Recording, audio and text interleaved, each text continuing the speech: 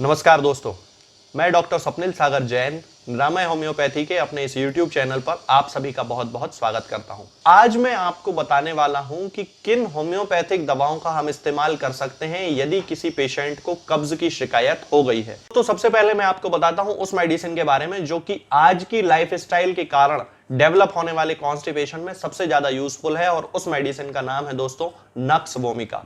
जिन लोगों ने मेरा नक्स वोमिका का वीडियो देखा है वो ये बात अच्छी तरीके से जानते हैं कि नक्स वोमिका का जो पेशेंट होता है वो सेडेंटरी लाइफस्टाइल जीता है, घंटों एक ही जगह पर बैठकर काम करता रहता है, उसकी आंतों की गति बिल्कुल भी नहीं होती है क्योंकि वो बिल्कुल भी चलता फिरता नहीं है। खास तौर से वो लोग जो कि आईटी प्रोफेशनल्स होते हैं, जो कहीं बड़ी कंपनीज में काम करते हैं, जो कि कोई शॉप होती है, जिनकी कोई दुकान होती है, जिनकी जहां पर वो घंटों बैठे रहते हैं, तो ऐसे जो भी पेशेंट होते हैं जिनको कॉन्स्टिपेशन की शिकायत हो जाती है क्योंकि उनकी आंतों में गति नहीं होती है, उनको नक्स वोमिका सबसे अच्छी मेडिसिन मानी जाती है। इसके जो खास सिम्टम होते हैं दोस्तों वो मैं आपको बता देता हूं। इसका जो पेशेंट होता है उसे कॉन्स्टिपेशन किस तरह का होता है कि उसे इनफेक्चुअल अर्जिंग होती है, यानी कि दिन में 2-3 बार उसको ऐसा लगता है कि यार फ्रेश होने जाना चाहिए, फिर से फ्रेश होने जाना चाहिए, फिर थोड़ा सा प्रेशर एकदम से फील हो जाता है, वो जाता है स्टूल पास आउट करने के लिए, लेकिन पूरी तरह खुल के स्टूल उसको नहीं होता है, यानी कि मल जो होता है उसका वो पूरी तरह खुल के, जैसा बोलते हैं कि एक बार में पेट साफ हो जाता है, वैसा उसका पेट साफ बिल्कुल भी नहीं होता। 2-3 बार जाना पड़ता है और हर बार थोड़ा थोड़ा करके मल उसका बाहर निकलता है। उसको ऐसा लगता है जैसे उसके रेक्टम में, उसके मलाशय में अभी भी थोड़ा सा मल अंदर रह गया है, और ये सब होता है क्योंकि उसकी आंतों में बिल्कुल भी गति नहीं है। इसके अलावा दोस्तों इसी कारण से उसको रेक्टम में फिशर की प्रॉब्लम हो जाती है, पाइल्स की प्रॉब्लम हो जाती है, यानी कि हीमोरॉइड्स की प्रॉब्लम हो जाती है, जिसे हिंदी में बवासीर कहा जाता है। तो ये सारी बीमारियां उसको हो जाती हैं। अब ऐसे लोगों को बीमारियां ये क्यों होती हैं? क्योंकि वो बहुत ज्यादा नॉनवेज खाते हैं, बहुत ज्यादा अल्कोहल का यूज करते हैं, स्मोकिंग बहुत ज्यादा करते हैं। खास तौर से जो लोग मार्केटिंग में होते हैं या आईटी प्रोफेशनल्स होते हैं, वो तो उनको टेंशन रहती है और वो सोचते हैं स्मोकिंग करेंगे, अल्कोहल का यूज करेंगे तो उनको बहुत ज्यादा हेल्प मिलेगी। तो ये सारी चीजें होती हैं कि उनको आंतों में गति उनकी कम कर देती हैं और उसके कारण उन्हें कॉन्स्टिपेशन हो जाता है, और कॉन्स्टिपेशन भी कैसा कि उन्हें 2-3 बार फ्रेश होने के लिए जाना पड़ता है। तो दोस्तों इन सारी कंडीशंस में हमें नक्स वोमिका का यूज करना है 200 पोटेंसी में। 4 बूंद रात को सोते समय एक बार सीधे जीभ पर रख लेना है और इसको कंटिन्यू कुछ दिन तक यूज करना है। दूसरे नंबर पर मेडिसिन आती है दोस्तों एलुमिना। होम्योपैथी की best of the best constipation की मेडिसिन में से ये एक है, और इसके जो सिम्टम्स होते हैं वो इस तरह होते हैं कि पेशेंट को काफी दिनों से लंबा कॉन्स्टिपेशन होता है, कब्ज रहती है बहुत लंबी लंबी, कम से कम 2-2, 3-3 दिन हो जाते हैं पेशेंट स्टूल पास आउट करने नहीं जाता है। शुरू में एकदम से हार्ड स्टूल उसका निकलता है जब वो फ्रेश होने जाता है, और उसके बाद सॉफ्ट स्टूल रहता है। ये इसका एक खास सिम्टम होता है कि सॉफ्ट स्टूल के साथ भी, यानी कि मल जो उसका होता है वो उतना ज्यादा कड़क नहीं होता, लेकिन उसके बाद भी उसको कब्ज हो जाती है। तो ये इसका एक बहुत खास सिम्टम होता है। जिन लोगों को आलू खाने से प्रॉब्लम होती है, आलू के कारण उनको कब्ज हो जाती है, उनके लिए एलुमिना सबसे अच्छी मेडिसिन होती है। ऐसे बहुत सारे पेशेंट होते हैं जो कि आलू खाते हैं, जिस दिन भी उन्होंने आलू खा लिए उसके दूसरे दिन उनको फ्रेश होने बिल्कुल नहीं जाने की इच्छा होती है, बिल्कुल डिजायर खत्म हो जाती है, पेट अंदर से बिल्कुल हैवी लगने लगता है, एकदम से भरापन उनके पेट में महसूस होने लगता है। ऐसा लगता है जैसे कि उनकी आंतों ने काम करना ही बिल्कुल बंद कर दिया, बिल्कुल पैरालिसिस की कंडीशन हो जाती है कि आंतों में जैसे पैरालिसिस हो गया है, आंतें मूव ही नहीं कर रही हैं। यहां तक कि दोस्तों कई बार ऐसी कंडीशन बन जाती है कि कभी कभी उनको एनीमा भी देना पड़ जाता है, और कई बार हाथ से स्टूल को बाहर निकालने पर भी, एनस में उंगली डाल के स्टूल को बाहर निकालने पर भी वो स्टूल वहां से बाहर नहीं निकलता है। इतनी ज्यादा सिवियर कंडीशन हो जाती है आंतों में, और उनके रेक्टम में एकदम से बहुत ज्यादा ड्राइनेस आ जाती है, बिल्कुल सूख जाती हैं उनकी आंतें।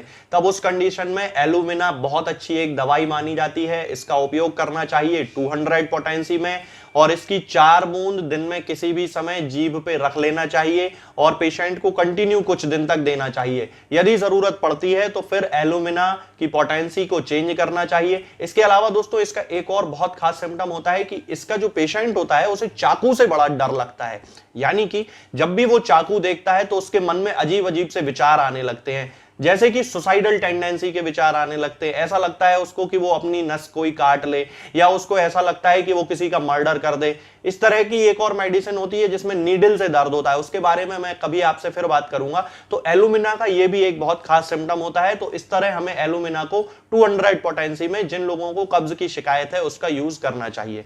तीसरे नंबर पर इसकी मेडिसिन आती है दोस्तों ब्रायनिया अल्बा। दोस्तों ब्रायनिया का जो पेशेंट होता है उसको बड़ी अजीब सी एक प्रॉब्लम होती है कि ज्यादातर कब्ज का जो कारण होता है वो होता है कि व्यक्ति पानी कम पीता है, इसलिए उसको कब्ज होती है। लेकिन ब्रायनिया का जो पेशेंट होता है उसे बहुत ज्यादा प्यास लगती है, बहुत ज्यादा पानी पीता है, लेकिन उसके बाद भी उसको कब्ज हो जाती है। और ऐसा इसलिए होता है क्योंकि उसकी आंतों का जो मूवमेंट होता है, यानी कि बड़ी आंत जिसे कोलॉन कहा जाता है, उसका जो मूवमेंट होता है वो इर्रेगुलर होता है। इर्रेगुलर मूवमेंट होने के कारण जब भी खाना वहां पर पहुंचता है, यानी कि डाइजेस्ट होके स्मॉल इंटेस्टाइन से जब मटेरियल उसकी बड़ी आंत में पहुंचता है, और चूंकि बड़ी आंत का काम है पानी का अवशोषण करना, तो वहां पे वो पानी का अवशोषण ज्यादा करती है, क्योंकि वहां पर आंतों की गति जो है वो बिल्कुल सही नहीं है, इर्रेगुलर है उसकी पूरी रिदम। तो खाना लंबे समय तक वहां पे पड़ा रहता है। जब लंबे समय तक पड़ा रहता है तो उसका पूरा पानी अवशोषित हो जाता है और जो स्टूल बचता है वो एकदम हार्ड हो जाता है।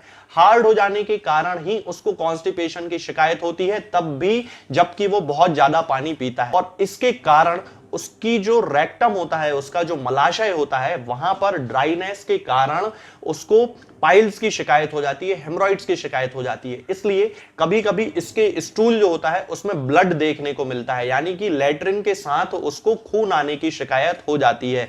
और ये उन पेशेंट में जो कि पानी बहुत ज्यादा पीते हैं, तब उस ब्रायनिया का यूज करना है। वे पेशेंट जिनमें पानी ना पीने की हिस्ट्री है उन लोगों में ब्रायनिया कोई काम नहीं करेगी। जिन लोगों को पानी बहुत ज्यादा पीने की हिस्ट्री है, पानी बहुत ज्यादा पीते हैं, उसके बाद भी कब्ज हो जाती है, तब ब्रायनिया काम करेगी। और उस कंडीशन में हमें ब्रायनिया 200 पोटेंसी में लेकर आना है और उसकी 4 बूंद दिन के किसी भी समय पेशेंट की सीधी जीभ पे रख देना है। पानी में मिलाकर भी दे सकते हैं, बिल्कुल कोई प्रॉब्लम नहीं है, दोनों तरीके बहुत अच्छे हैं।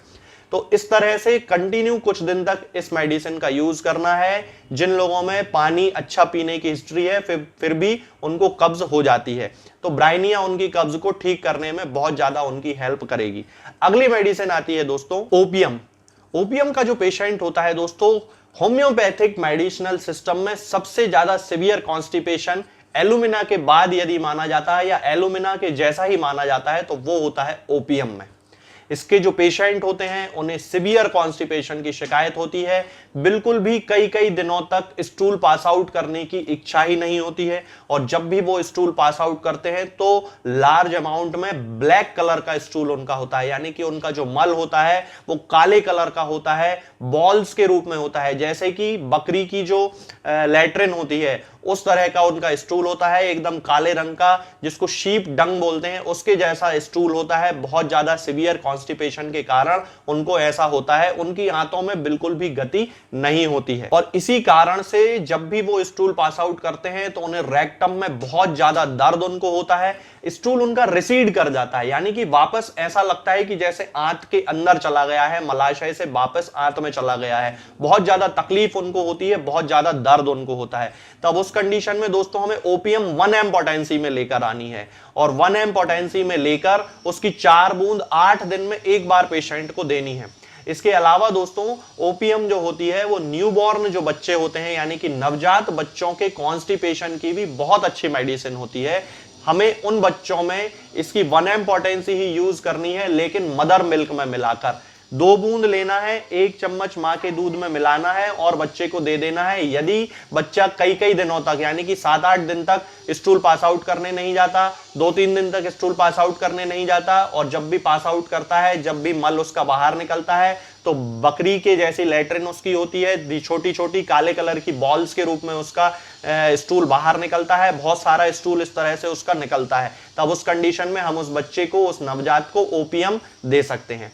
इसके बाद अगली मेडिसिन आती है दोस्तों साइलीशिया। दोस्तों साइलीशिया का जो पेशेंट होता है उसको कॉन्स्टिपेशन बहुत ज्यादा सिवियर होता है, बहुत ज्यादा कब्ज उसको रहती है, स्टूल बिल्कुल बाहर ही नहीं निकलता है, और इसके कारण उसको फिस्चुला की शिकायत हो जाती है और फिशर की शिकायत हो जाती है। तो जिन लोगों को कब्ज के कारण फिस्चुला की शिकायत हो गई हो रेक्टम में, या फिर एनस में फिस्चुला हो गया हो, या फिर उनको एनस में फिशर हो गए हों, तब उस कंडीशन में हमें साइलीशिया का यूज करना चाहिए। जिन लोगों ने मेरा एनाल फिस्चुला का वीडियो देखा है उसमें मैंने बताया है कि साइलीशिया एनाल फिस्चुला के लिए सबसे अच्छी मेडिसिन में से एक है। तो जिन लोगों को कब्ज के साथ इस तरह की कोई प्रॉब्लम है कि उनको पेट अच्छे से उनका साफ नहीं हो रहा है, उनको भी ऐसा ही सेंसेशन होता है कि उनका जो स्टूल है वो वापस अंदर रेक्टम में चला गया है और बार बार उनको फ्रेश होने जाने की इच्छा होती है, तब उस कंडीशन में हमें साइलीशिया का यूज करना है।